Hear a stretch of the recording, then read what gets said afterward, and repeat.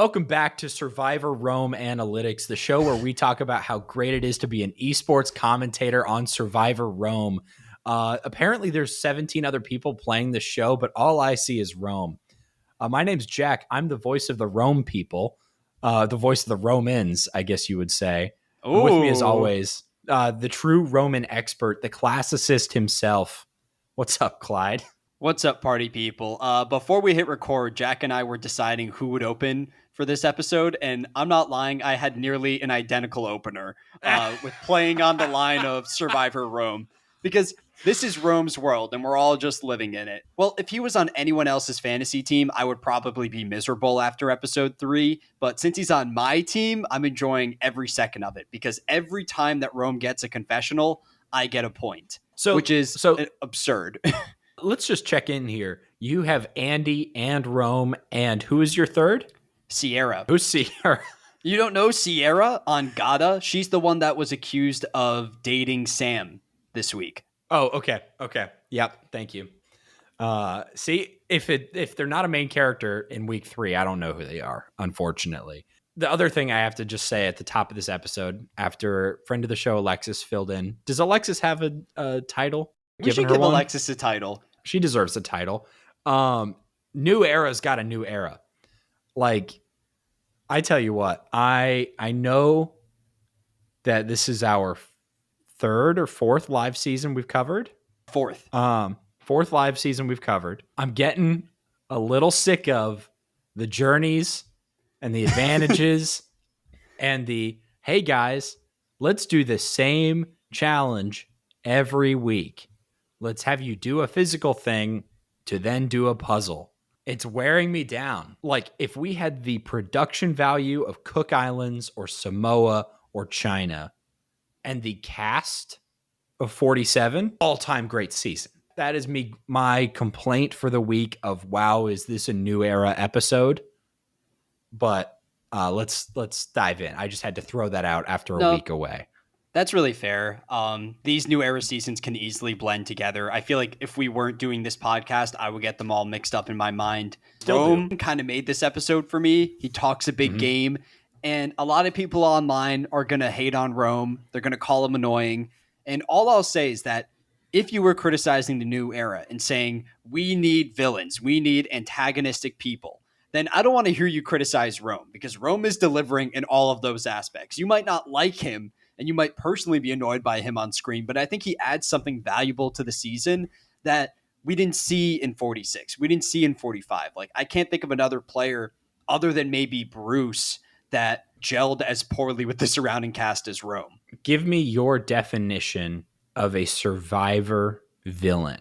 I think it's difficult because in the past, like when we watched Russell on Samoa season 19, Russell was villainous interpersonally, but also in terms of his gameplay. He was someone that was willing to lie. And I think over time, the Russell play style has become more commonplace. Like, it's accepted that you're going to lie to other people. It's accepted that you're going to backstab your allies. So I think modern villains are more so characterized by how other people perceive them on a personal level. So I think someone like Bruce could be considered a villain because Katura hated him that entire season. And same thing goes for Rome. So I think it's more so how people feel about you on a personal level defines whether or not you're a villain.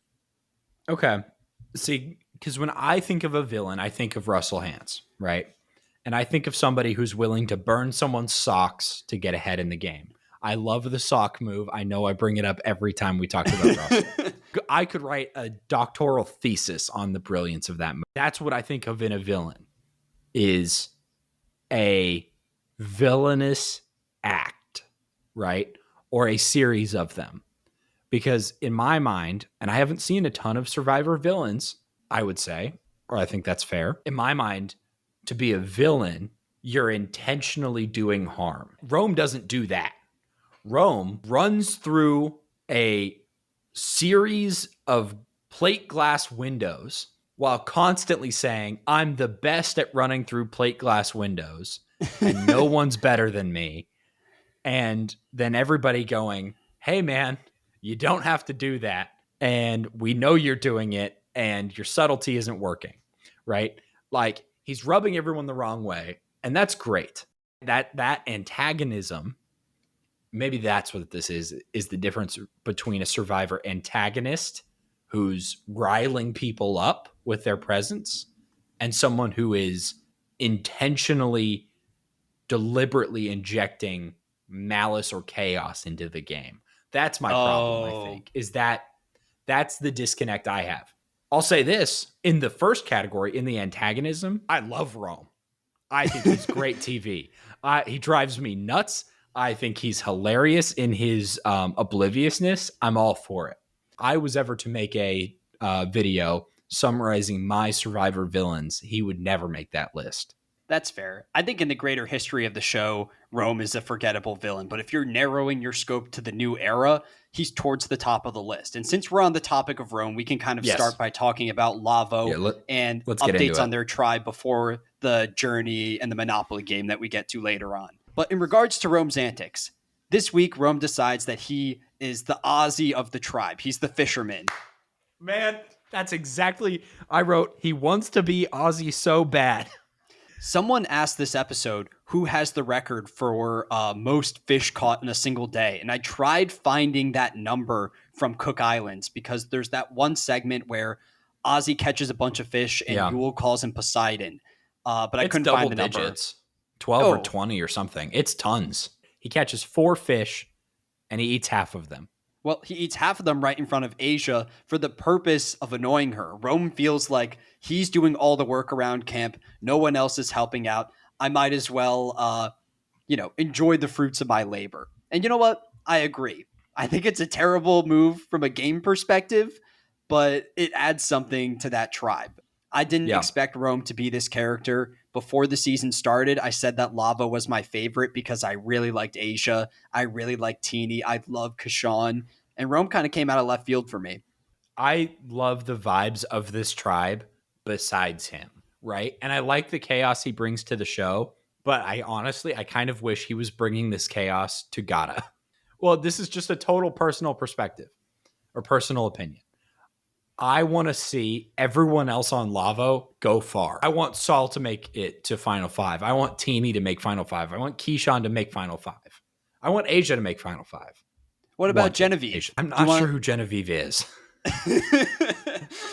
Like, that's the problem. Is I either at this point in the season, I either love you or I don't know who you are. But yeah, so I kind of wish Rome's chaos was not with this tribe. But is there anything else here? I would just say on that note, I would prefer Rome to be placed on Tuku over Gata because I feel like Gata has some interesting dynamics. You have the entire Andy storyline. I don't know. Maybe you want to compartmentalize This is your your chaos. fantasy. This is fantasy optimization, Clyde. You're saying I don't want my 2 fantasy chaos boys to collide and create a fantasy singularity because only one of them can do a confessional at a time and I need my points. Yeah, That's what you're saying.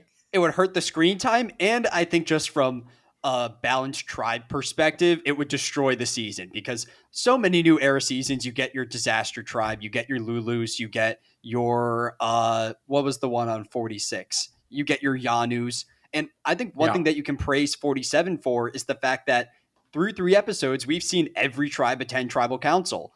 And I think there's a real world where if you put Rome on Gata, that tribe is just going to tribal over and over again to trim the fat. Let's go to Gata. Is that what you were going to say? Oh, yeah. I was going to say, on the topic of Gata, we can switch over to that tribe where tensions are rising between Sam and Annika. I feel like you have some strong thoughts on this.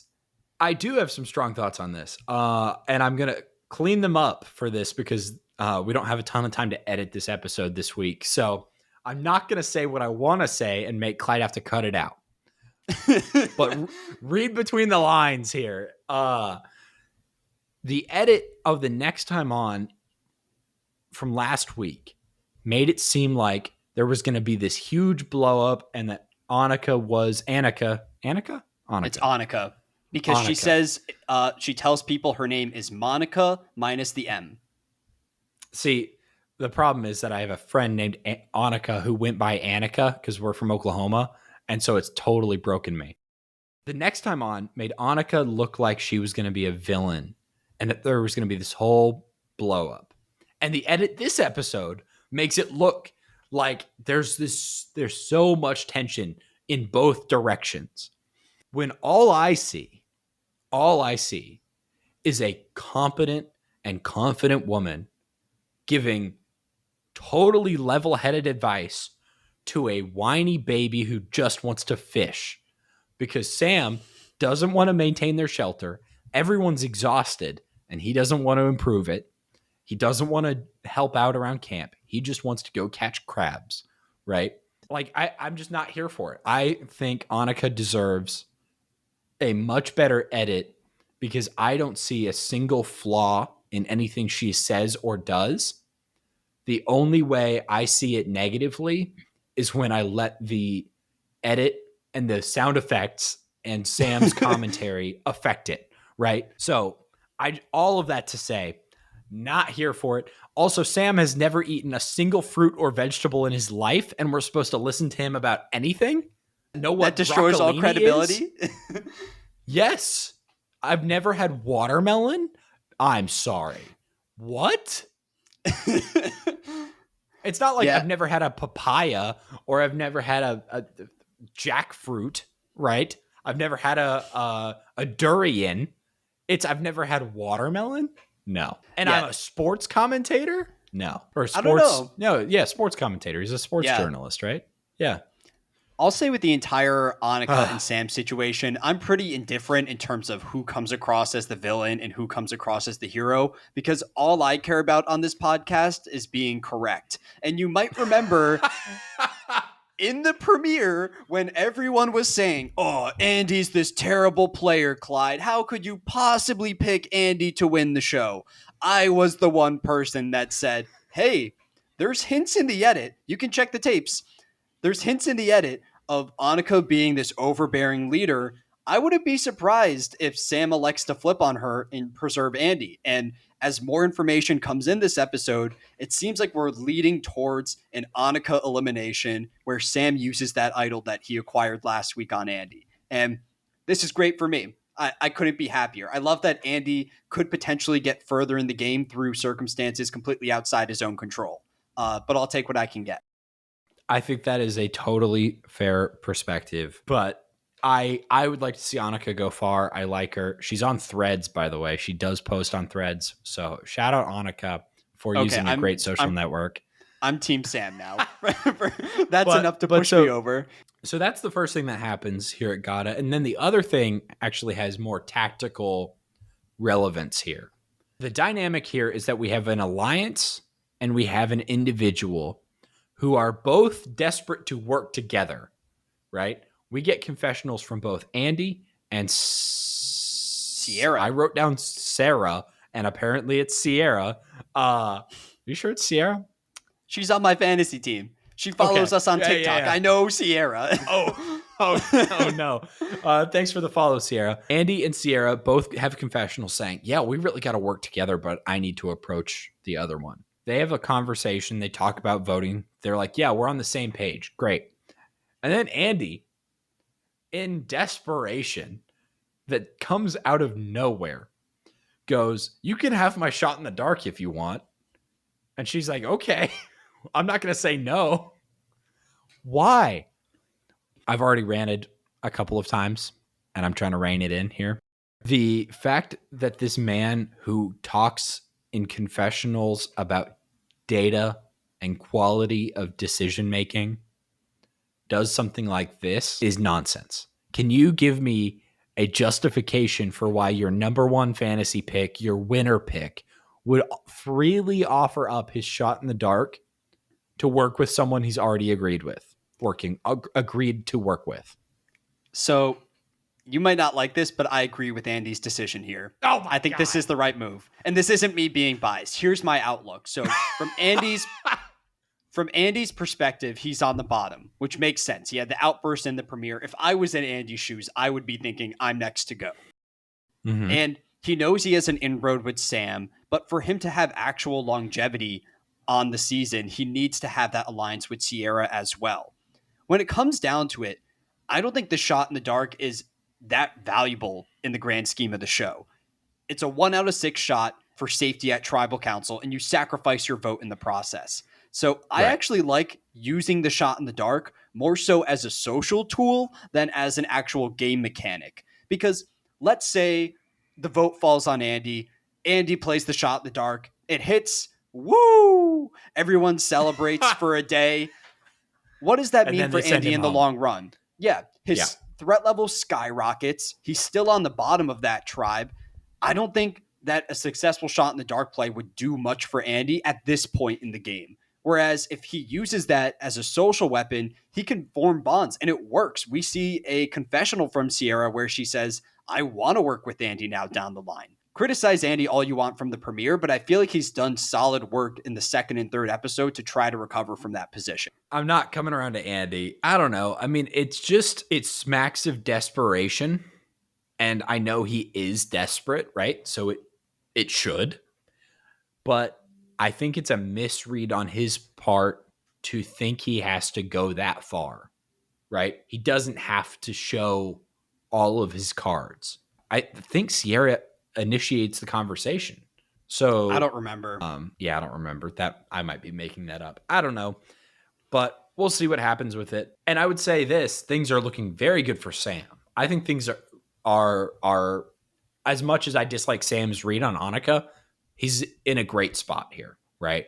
Because he's also got the advantage, He has the the idol idol that's valid for one for tribal council. And on top of it, Annika, his nemesis on Gata, loses her vote this week, which we'll talk about later. yes. So Are you let's knock out Tuku Yeah, we can hit on and Tuku. One highlight for me, just some context from the tribal council from last week.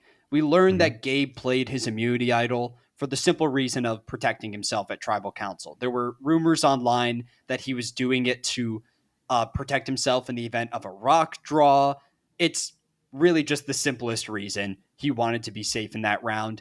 And I thought there would be some kind of social backlash. Like in my mind, Sue would go back to that camp and say, Sue basically says to Gabe, I'm the epic boss girl, and you didn't play your idol on me in a time when I needed it. But that never really Mhm. happens. Sue looks past that entirely, and she remains completely loyal to Gabe throughout the rest of the Well, episode. and I think that's entirely because all of her ire is laser focused on Kyle. Kyle wrote her name down. And now she doesn't care if Kyle lives or dies, and I think she would prefer if he dies. Right? um she's determined, right? Her name has been written down one time by a guy who's already clearly on the bottom because of his he's now lost his ally in TK. And she's like, you know what?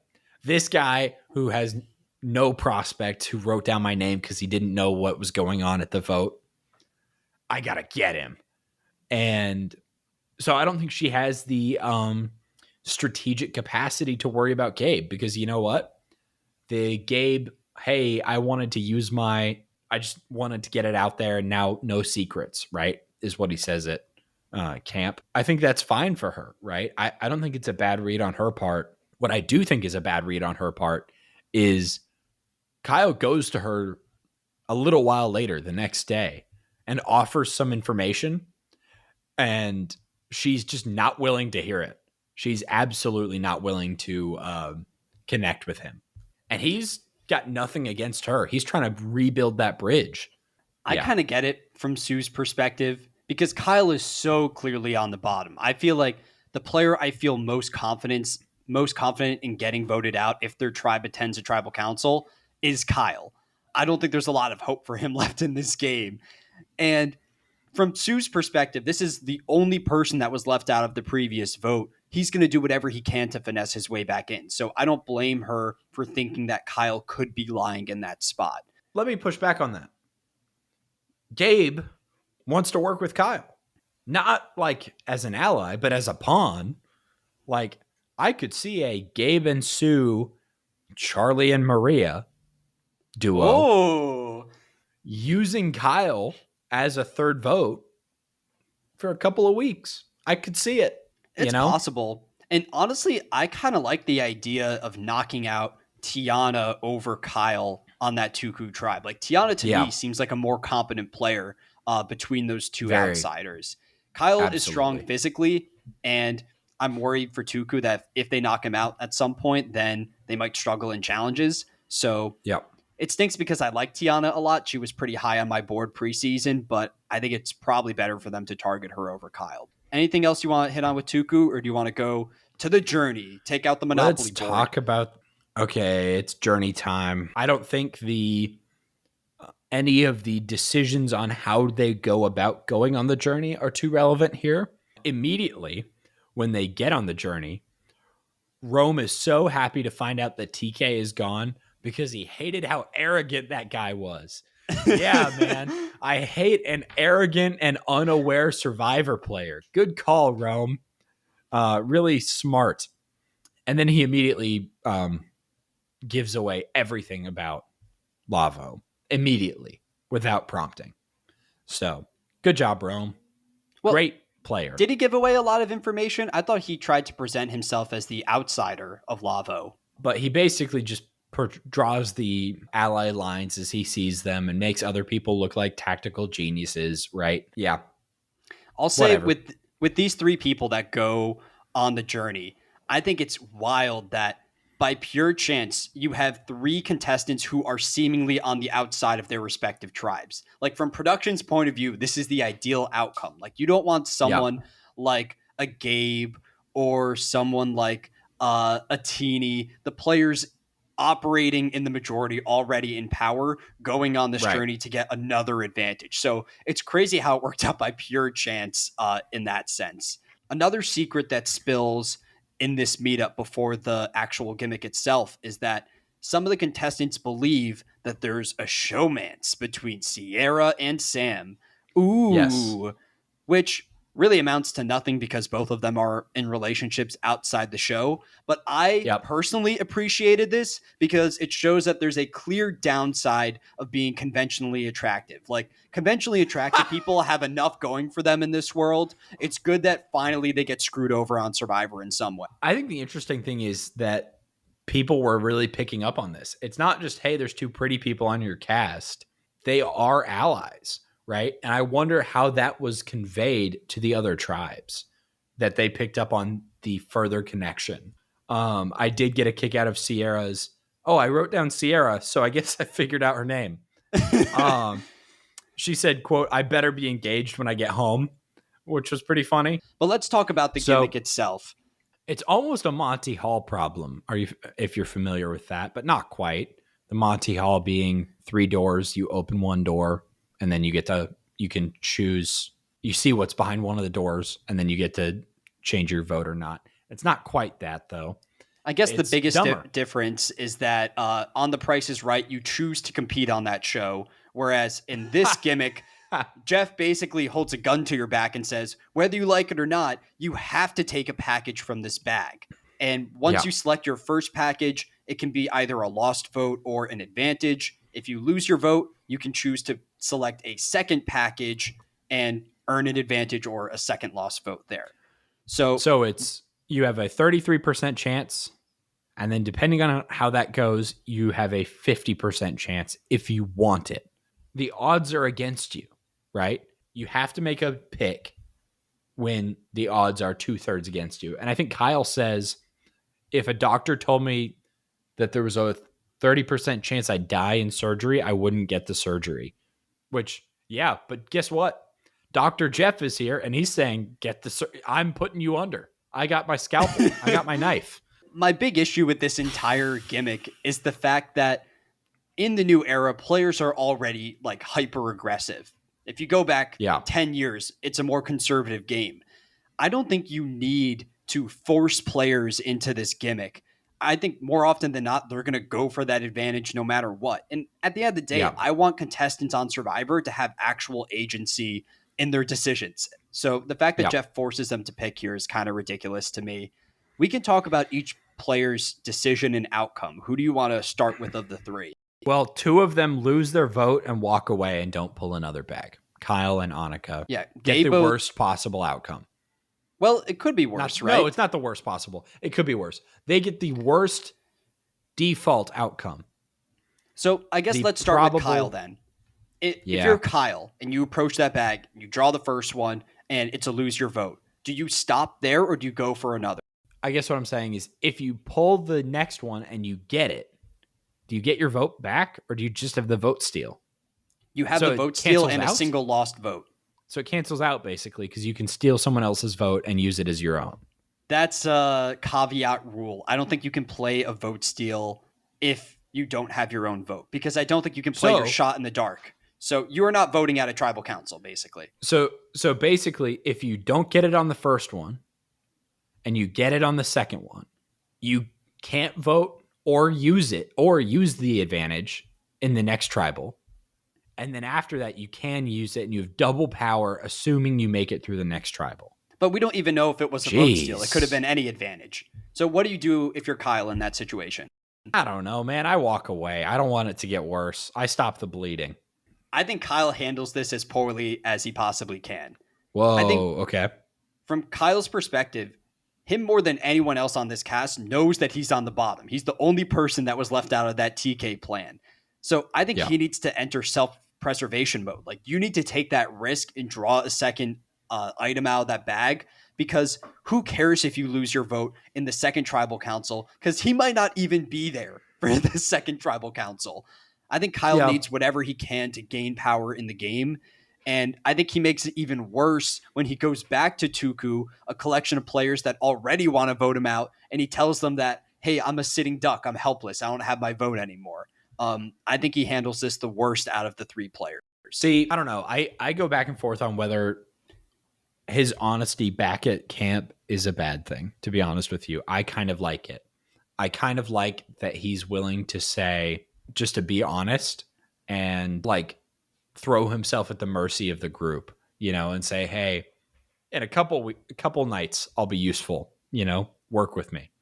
But I see what you're saying though. Like if you're in a desperate spot, take everything you can get, you know, and that's a good point. Do you feel the same way about Annika, considering she does the same thing?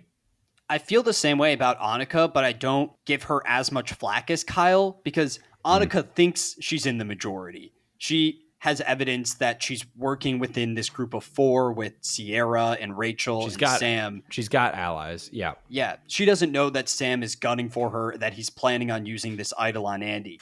So I think she should have kept drawing, given the information that we have as the viewers, but I can understand why she selected the one and then copped out. She later tells that to Sierra and Rachel to try to solidify that 3. And I think this looks really good for Sierra because she's playing both sides better than anyone else right now on the cast. Yeah, Sierra and Sam both have nice connections in a couple of directions, which is really pretty great. And then Rome just continues his streak. You know what? I don't believe there was anything else in Rome's options. I think Rome was getting an advantage no matter what because the show has decided that, you know what? We're going to make Rome the main character until he crashes and burns on his own personality, right? It feels like, how do I even put this?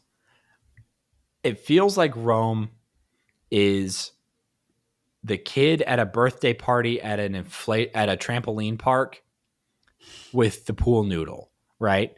And he's going to run around and bounce around the trampoline park and hit everybody with the pool noodle until all the rest of the kids have enough and they beat the crap out of him. That might not make any sense at all. You bring a pool noodle to a trampoline park, not a swimming pool? I guess Rome is just an eccentric kid. I don't know. I feel like Rome is just finding himself in like the luckiest situation possible. It's completely production. I don't believe for a second that this is luck. Well, I texted this in the group chat, but we're getting closer and closer to Jeff just pulling a name out of his hat and saying, Rome, you get an advantage, like Oprah, right? Yeah. Because to just go on the journey, Rome wins, I think it was a rock, paper, scissors battle amidst his tribe. Just going on the journey includes an element of luck for Rome. And then winning the advantage features even more luck. So he gets that advantage, goes back to camp, and shares it with that group of Teeny, Keyshawn, and Genevieve. At the time, it looked like that group didn't really trust Rome. And while it seems like Rome gets on a lot of people's nerves, he seems pretty transparent with the people that he trusts. Like he shared the idol with Teeny, he shares the vote steal with them. I don't know. I can see the argument for keeping Rome around because even though he's chaotic, he's going to stay loyal to you. Does Rome tell everybody about everything, or does he tell Teeny and then Teeny passes that all on? Rome tells everyone about the vote steal in that group of four, and Rome tells Teeny about the idol, and then Teeny leaked it to Keyshawn last week. So, Right. I don't know. It's kind of a Russell Hantz move where Russell found all of these idols and all of these advantages, and he never told the people outside his alliance, but he always told the Foas, hey, I got an idol. We can use this to our benefit. And that's kind of what Rome's doing here, too. Your modern villain, if you will. I won't. Let's go to the challenge. Okay, you can break this down because I don't care about the challenge, so this is all you. Guess what, folks? They're going to do a bunch of athletic stuff to do a puzzle. Whoa. Specifically, it's one of the water ones where we go crazy about the slow motion jump shot. Who was that girl a couple seasons ago who couldn't jump? Oh, that was... Was that Mariah? It was Mariah. That's a great poll. Whoa, good for me. Ever since Mariah couldn't jump, I feel like production has gone way too hard on these jumps because these are not impressive jumps. People are just running off of platforms. But let me recap it. The challenge, out on the water, climb a tower, jump off of it, climb some crates, jump off of them, dive underwater, get a key, get all the keys, go across a balance beam, build a puzzle. It's a seahorse. Ooh, yippee. It's not the logo. Wow, we're really innovating, Jeff. The one kind of twist, because they have odd numbers, is the first person to go goes alone and they have to dive for their key. Everybody else goes in pairs. It's immunity and reward, because why would we have two challenges in the new era? How are we supposed to come up with two puzzles in a week? Anyway, the rewards: comfort, hammocks, and tarps. Keyshawn reveals he learned how to swim for Survivor. And Jeff says, "Oh, are you nervous to swim?" And he says, "Yeah, this is way more intense than swimming in a pool with a lifeguard." And Jeff, our modern Ulysses here, our modern Joyce, goes, "The ocean is definitely not a swimming pool." Thank you, Jeff. Can I say something about Keyshawn quick? Yes, please. Interrupt me. Yeah, this segment of Keyshawn talking about him not knowing how to swim is weird to me for two reasons. One, he doesn't need to participate in this challenge. They have 6 people, and they elect to throw in Keyshawn over Genevieve. Like maybe Lavo doesn't want Genevieve to be in the edit either, so they threw her on the bench during the challenge, but that decision seemed very weird to me. And it was also odd to include this uplifting moment from Keyshawn saying, anyone can do it on Survivor. You can swim. And then Lavo proceeds to lose the immunity challenge. Like, it kind of goes against Jeff's overall message. Genevieve is just a ghost, right? Have we had a confessional from her? So she has 3 confessionals across 3 episodes. That's not bad. It's not good, though. It's easily the lowest of the entire season. For context, last week, Sam had 16 confessionals in 1 episode. What? Yeah, it was that's that an many. Insane number. Okay.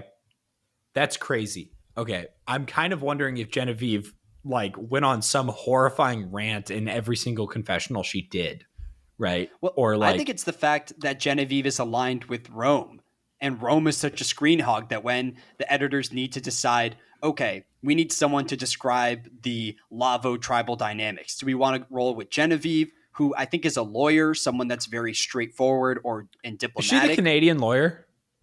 Is she Canadian? I don't know. We know nothing about her. If she's a lawyer, there's only one lawyer, and I think she's Canadian, and I wanted the Canadian lawyer, and I didn't get her. So yeah, I think she's from Manitoba, I think. Shout out Manitoba. I know that's a big Survivor town. She's the Canadian lawyer. She's diplomatic. She's straightforward. And on the other side, you have Rome, who is very arrogant and cocky in confessionals. Like, you're going to pick Yeah. to the Rome footage over the Genevieve footage. So I think she kind of suffers from who she elected to align with. Because according to postseason interviews, Genevieve is like fully loyal to Rome, which we don't see a lot of in as far as the edit is Wow. concerned. Okay. So while we're on the topic of tactics, I want to throw out here, we get an extended sequence at the start of this challenge where we hear the pregame huddles from every tribe. This is rare. Yeah, I like And this. I like this too. Because we get to see what people are thinking. We get to see who's talking. And we get to see Rome being a dick again. This man goes, I'll go first. I'll do the solo part and you guys can follow me. I'm so like, have you seen those videos? It's some creator online who's like, every one of their videos is the guy who thinks he's the best at everything. And it's like, oh, I'm so good at parking a car. I'm literally the best, right? That's Rome. He's like, I'm so good at jumping off of a tower twice and diving for a key. If he says, quote, this isn't a quote, I didn't write it down. He basically says, if I don't go first and we lose, I'm going to be mad. So you better let me go first. And Saul's like, fine, go.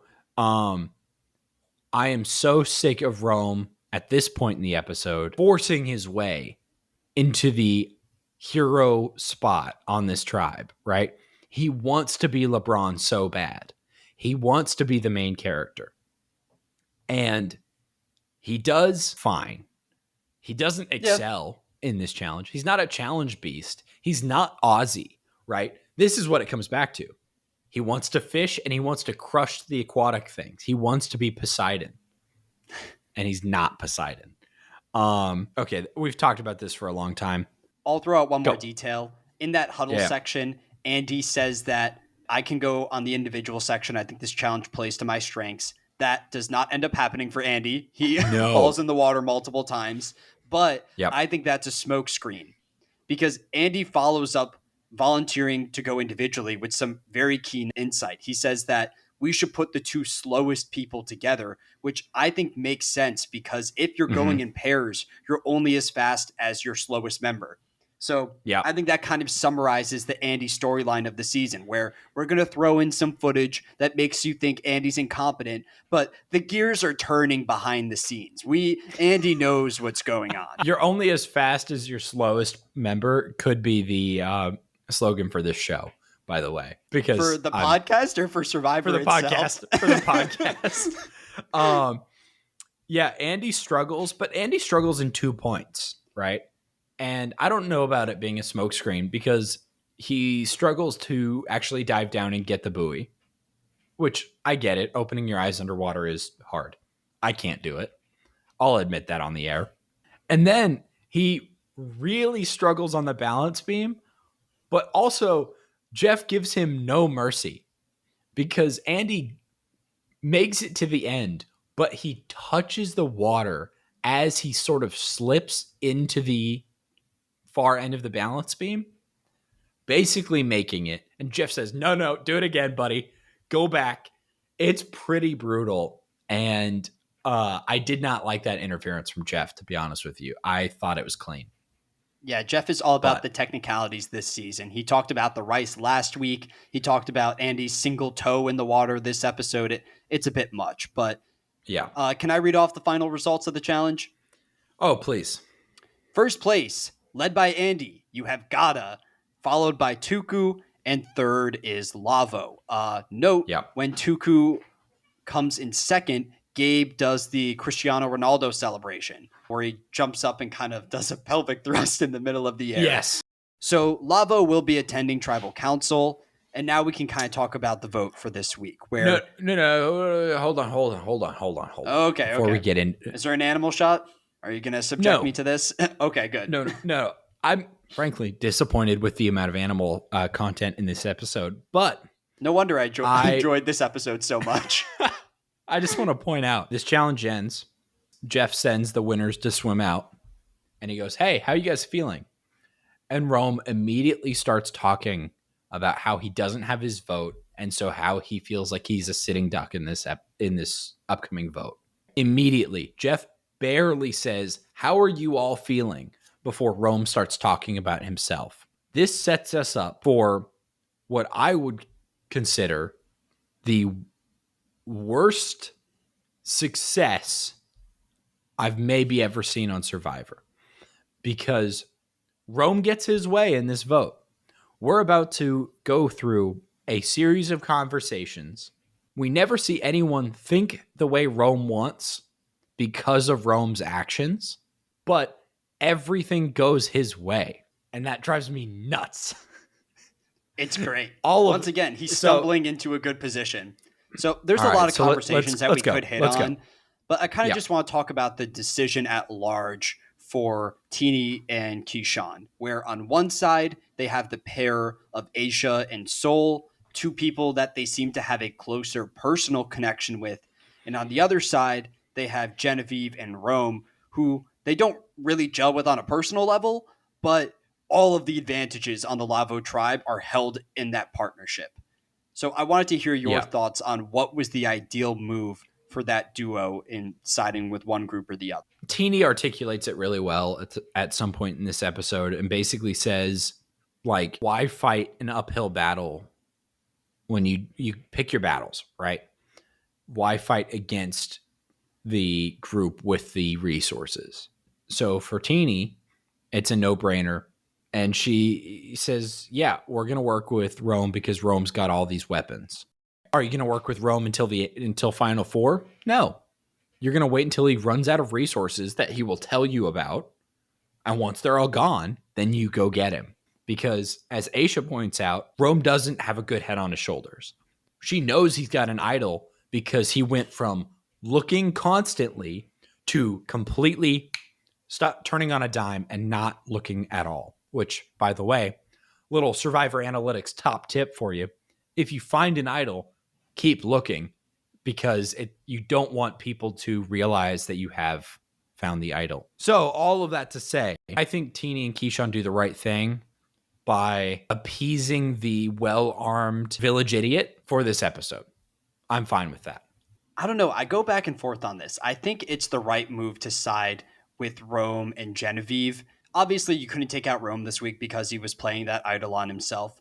But there was serious conversations on, if we can't take out Rome, why not weaken him and vote out Genevieve this week? While that is an interesting argument, I think that Rome is such a chaotic person that there's almost a fear surrounding him where you don't know if he's going to play that vote steal to force his way at this tribal council.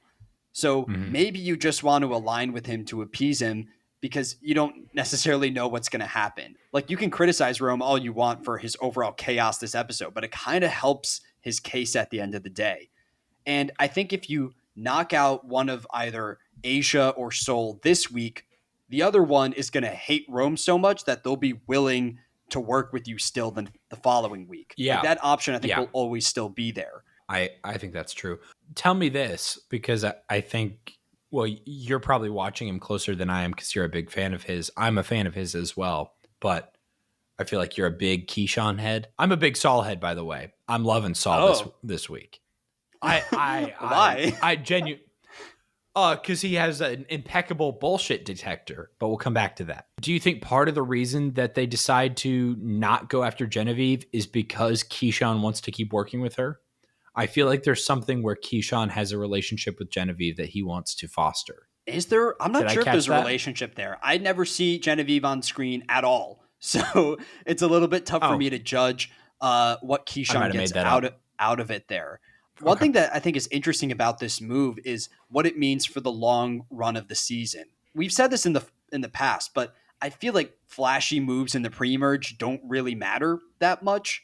I think the goal of the pre-merge and modern Survivor is to set yourself up for the post-merge. It's not to build your resume. You kind of do that in the second half. So you would think that if you want to set yourself up for the second half of the game, you want to go into that post-merge with as many close allies as possible. This could be a sign that they genuinely trust Rome and Genevieve more than they trust that pair of Aisha and Soul, which is really absurd to me because I feel like Rome is giving them so many signs to not trust them. But there's probably advantages to keeping him around. He's such a big personality, such a big shield. But yeah, this to me felt like the safe move rather than the long-term beneficial move. Because as we go into the final five now, you might say, oh, Keyshawn and Teeny still have the opportunity to take out Rome or take out Genevieve next week if they want. But Rome still holds that vote steal. And if he uses that on any other player, you'll have his vote, Genevieve's vote, and the vote steal vote. That's 3 out of 5. Rome gets his way again at the next Lavo Tribal Council. So he's in a good spot. But is there anything else that you want to talk about with this tribe before headed to Tribal Council? I want to give Saul the credit of Rome comes up to him and starts talking to throw him off the scent at one point because Rome thinks they're voting for Saul. Comes up, starts talking about how he's just scouting because he doesn't have a vote. Like he's just trying to hear people out and says, yeah, it's a done deal, 99% for sure. And Saul says, wow, 99% a done deal. And we've only been here for 30 minutes. That's incredible. Right? Saul has absolutely no tolerance for Rome's nonsense, which I really appreciate. Do you want to go to the vote or is there anything at Tribal? Because I have one thing at Tribal. I have two things. One of them is that Genevieve speaks. I don't know what she says.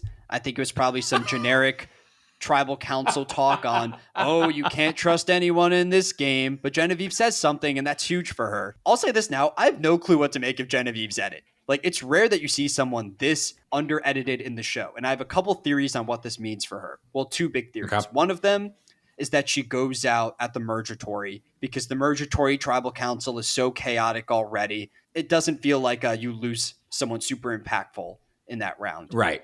My other theory is that she goes home in like a split Tribal Council where the edit needs to focus time on 2 different tribes and 2 different dynamics. And then here's the third theory for you. This is a sneaky third theory that I just came up with. I'll call this the J Maya theory. And that's that Genevieve goes out through a shot in the dark play where just like J Maya, they're intentionally under editing her. That way, when she goes out through a BS twist, the viewers aren't upset about it. But she doesn't win. That's the consistency across those 3 theories. Or fourth option, Brett edit, and she's a finalist. Brett is Chef an Brett. Anomaly. Yeah, Chef Brett. He's always in that kitchen. He's always cooking. Dude, Genevieve could be, she could be mise en place right now. She's setting the table, and she'll be cooking in the merge. I want to note at Tribal that Keyshawn, there's a lot of mid-tribal negotiation, which I feel like is an indicator of an immature collective. This is a group who aren't confident in what they're doing yet, right? There isn't an alliance that's really, really set because there's a lot of looks. There's a lot of, wait a minute, right? Looking around. Keyshawn at one point says the phrase core 4. And then Jeff says, who's the core 4? And he's like, I'm not going to say. It works out for him, right? He's still in a good spot. He's got his core 4. That could alienate Saul for sure. Saul's not going to have a lot of options, but to be sitting at Tribal and hear someone say core 4 when you know you're not in a core 4, that's a door closing in my mind 9 times out of 10. Didn't love that from Keyshawn, but I think that's just a first Tribal jitters kind of slip of the tongue. So I'm not holding it too much against him. I just want to point it out. We also have a segment of Asia saying that her group needs to stick to their original plan. And it seems like she's calling out Teeny in that moment, saying, hey, we aligned day 1. You know I'm on a Survivor podcast. We go way back. You've watched me. You've listened to me. Keep me around. And then we get to the vote. Am I good to read this out? Hit me. We have an absurd vote this week, a 3-1-1-1 vote. 3 on Asia, 1 on Genevieve, 1 on Seoul, and 1 on Rome that gets negated by an idol play. So the 3 votes against Asia are Keyshawn, which makes sense, Rome, and Genevieve. Asia and Seoul still attempt to flip against Rome and Genevieve. They never flip on each other. And Teeny throws a random vote on Seoul. I don't know why. I think this was Teeny siding against Asia's alliance, but not being willing to vote against Asia herself. And when Asia gets voted out here, she's pissed. She asks if Seoul voted for her. Seoul says no, and she wishes everyone good luck before leaving.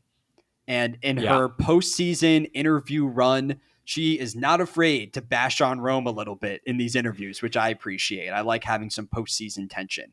But were you sad to see Yeah. Asia go? How did you feel about Asia as a player? We've now lost 2 podcasters in the first 3 episodes. I mean, you hate to see a podcaster lose, right? That's just a dumb thing to say. Um, Maybe I that'll be the liked her. episode title. But I, I like her. I mean, she and Saul both had a great level of like a low level of tolerance for bullshit. I think she could have done really well on a different tribe, which is a disappointing thing to say, right? It never feels good to hear that. I liked her. I like this tribe as a whole. I feel like it's got such strong personalities. Genevieve's not being in the edit is kind of a result of how many strong personalities there are. But yeah, it's got to be tough to be a podcaster who goes on and goes out in the first 3 weeks. Now, clip that. And someday when you go on Survivor and you go out in week 2, this will be priceless. If I go on the show or if you ever go on the show, I feel like I'm never going on the show. The amount of content that we've made on this thing, I feel like we're just setting ourselves up for failure of people clipping our own audio and using it against us. I'll say this, and you can use this against me if I do ever. I will never go on Survivor. Okay. Well, I feel like any mistake I would hypothetically make on the show, you could probably find an audio clip at some point in the past 2 years of me criticizing that exact move. So probably. But they'll leave that clip out, what I just said right there. So I'll say this about Asia. I think she's a good Survivor player. I'm probably biased because I've listened to her podcast and I think she has a solid read on the game. But I think she got really unlucky on this season. And there's a couple reasons for that. First reason is what you hit on, is her actual tribe, where outside of Bruce, I don't think we have another major antagonistic figure in the new era like Rome. I think if you put Asia on really any other tribe, she gels with just about everyone. She was just sitting against one of the wildest personalities of the new era. Yeah. So she's unlucky in that sense. I think she's unlucky in that out of all people, Rome goes on the journey and he gets the vote steal. I genuinely wonder if the journey never happens or if Rome doesn't get an advantage to build trust with the other players, does the vote roll Asia's way? And then third, I would say she gets unlucky in the actual timing of this tribal council, where if the tribal council happened earlier before Rome got the vote steal, Rome probably goes home. Or if the tribal council happens later and Asia has more time to build those inroads, you kind of lose the dazzle and pizzazz of that advantage when Rome shows it 24 hours before the vote as opposed to 3 days before the vote. It's a shame. I think I was really hoping for Asia to win this whole thing. I considered taking her with the number 1 pick of the draft. And hey, we criticized the Andy pick, but Andy's not looking too bad right now. Let's go to winners and losers. Where do you want to start? Let's do losers. My loser, and I talked about this player earlier, my loser is Kyle. He's got no vote. Mm-hmm. He's on the bottom of Tuku. Everyone knows that he has no vote. And Sue, the epic boss girl, has her eyes dead set on him, and I think she'll win out in that duel. So Kyle is my loser. I'll say this now. I'm worried about Sue after that next time on. I mean, that looks... Hopefully it's fear-mongering and she's okay, because the next time on looked really scary. Wait, what was the next time on? They found her in the woods with blood everywhere. Oh, I thought Did you not see that? I saw red material on the ground, but I didn't see and somebody, blood on Sue. No, well, they don't show Sue, but they say, we found her in the woods and there's blood everywhere. See, my guess is that it's some BS twist. Here's my prediction. But I've seen this in the past where they hide an advantage in the woods that's like covered in red paint. And part of the challenge of acquiring the advantage is getting it and washing everything off yourself to erase all the tracks. I hope you're right. And I like that twist. Because otherwise, if Sue actually gets injured and they're using that as like promotional footage, that feels a little bit unethical in the new era. They did that in old Survivor, but not today. I hope you're right. But I think Kyle's a fair loser as well. So I think his best route to success, and it's not success in the Survivor perspective, but his best route to staying in the game is just being a limo driver, as Gabe puts it at one point in the episode, and just doing whatever Gabe wants until he can make the merge and hopefully flip somewhere else. But yeah, That's fair. My loser is Rome. What? I know he has an advantage and an idol. His idol's no good anymore, right? Or does he have it for another Well, he played it this couple? week. He played it at Tribal Council. Rome played his idol? He played his idol. There was one vote cast against him, and it was negated. Yeah, it was only valid for one tribal. Okay, good. Rome doesn't have an idol. He has an advantage. Everybody sees that he is full of crap. Rome will not win this game. And frankly, I hope that this tribe gets sick of his nonsense. I am sick of it. And while I do think he is good for the entertainment factor of the show, I would much rather watch Saul and Aisha play this game than Rome. So that's why he's my loser. This was also probably some recency bias when I wrote this down in my notes, but I'm sticking with it, and it's Rome. Well, I'm going to give my winner for the episode to Boston Rob. Oh, wait, what is that? Boston Rob's not on the season. Oh, that's my mistake. That's Rome. I'm giving the winner to Rome. Yes, he's burning bridges, but Rome was never a good social player. Like, his social stock was low after episode 2. I don't think it really changed in episode 3. But he established the majority alliance.